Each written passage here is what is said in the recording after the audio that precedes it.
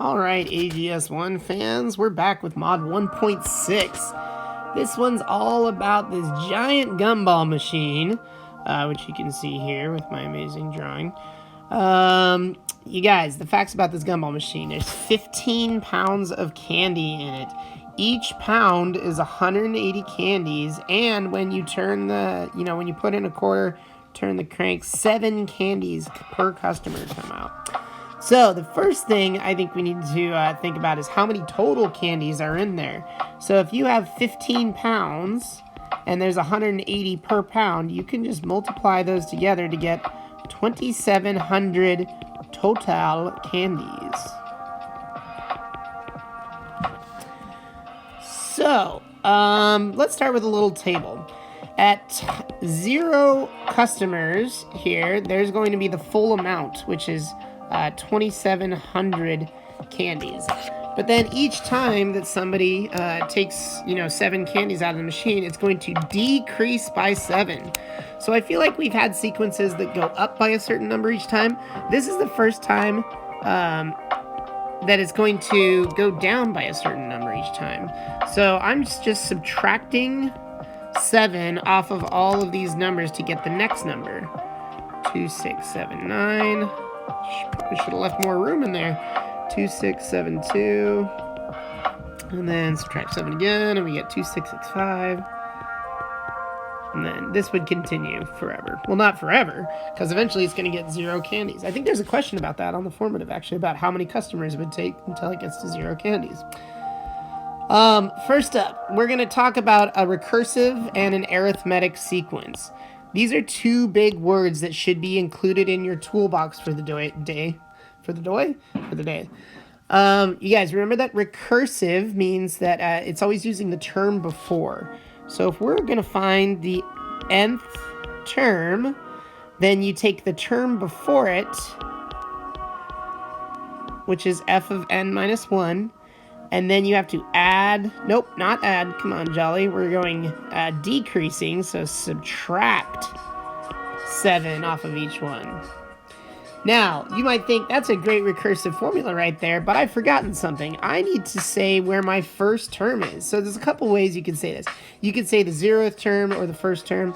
Let's just say f of 1 is equal to 2693.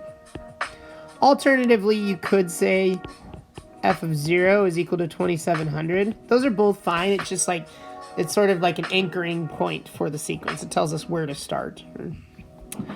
Now, the explicit is a little more involved, and I drew up this table so you guys could kind of see the logic behind it. When you first have 0 customers here, you have the full 2,700, but then these numbers here are just decreasing by 7 every single time. Now, I got those from this table right here. Now, the expanded version, first when there's 0 customers, there's just 2,700, but then to get to the next number, it's 2,700 minus 7. Then to get to the next number, it's still 2,700 minus 7, but then you minus 7 again. So then this one is 2,700 minus 7 minus 7 minus 7. And then the next one would be what? 4 subtract 7s? So I was like, oh wait, I didn't put the 4th one in. There's another subtract 7 here. Do you guys see how there's 4 subtract 7s here? And then right here, there's been 4 customers? So it's like each time there's a customer, there's another subtract 7. So for the 5th customer, there would be 5 subtract 7s. And then for this one, you would have 6 subtract 7s. 2, 3, 4, 5, 6. So if we do a little ... here, and we talk about the nth customer, this is going to be 2,700 minus 7 minus 7 ... minus 7. But this number here, like the number of 7s that you subtract, is going to be n, that there's n of them. So an explicit equation for this is going to be f of n is equal to 2700 minus 7n. Because each customer is taking 7 gumballs out from the beginning 2700. Now, each time somebody buys a gumball, it's actually 25 cents.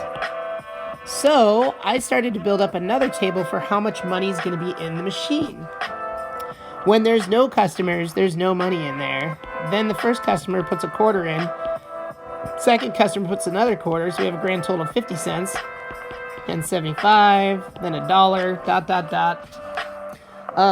You guys, if each customer is putting in 25 cents, if you have n customers, that means there's going to be 25 cents times n. So, an equation for this, for just the money, would be, this is a, oh, sorry, I'm getting ahead of myself.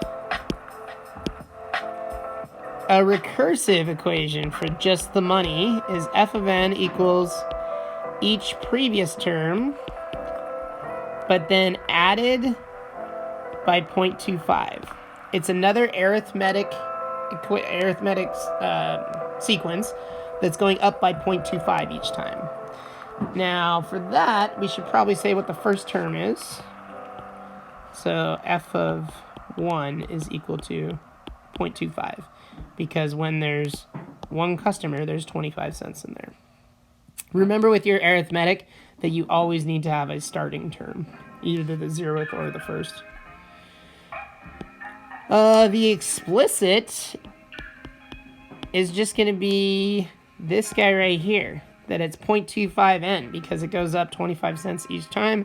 The starting term is 0, so you could think of it like 0.25n plus 0, but it's kind of funny to do it like a plus 0. Like mathematically, we don't really write that, so you can just simplify that into 0.25n. And that is it for 1.